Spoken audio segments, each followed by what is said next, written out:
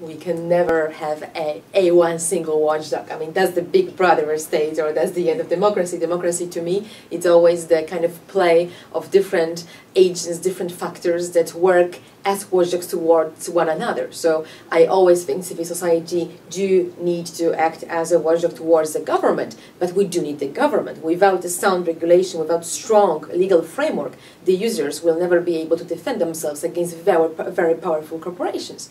So we really need many agents, many actors, including, of course, citizens themselves. Without their education, without their awareness, we are lost. I mean, they will lose themselves. Well, you need a strong watchdog, and what we have at the moment is weak watchdogs in most countries. For one reason, many of them are too close to government. They're only appointed because they're poodles to start with, rather than dogs that bite. They have conflicting tasks in the sense that they have to give advice to companies. They cozy up to companies, so they are roped in by companies, and then they don't dare to be too critical of the companies or of government afterwards. They should be as independent as is possible. They should be appointed by Parliament, not by the government, for one thing. They should report to Parliament. They should have sufficient technical knowledge. They should have sufficient funds.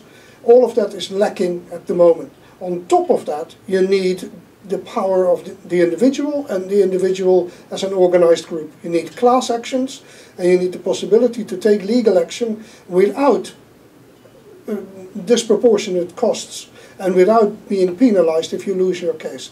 That is in America they're much more advanced in that, in the possibility of supporting individuals through class actions that don't break non-governmental organizations.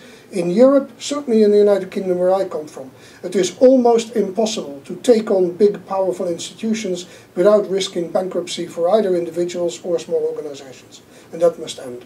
At the moment, we as individuals are weak.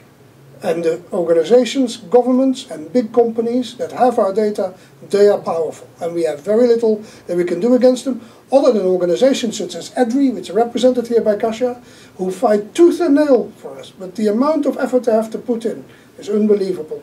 We need a lot more strength to people like Kasia. I'm not saying no, but I do. People like you, Kasia. I'm not saying just you. But I do agree that we need strong DPAs. I think you are talking about strong data protection authorities, which, well, that's another challenge for regulation and for the new European regulation to create a sound legal basis for DPAs to be stronger than they are now, so they can face big international, transnational corporations.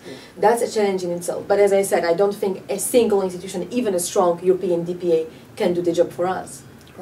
You need the courts, and you need access to the courts. Exactly.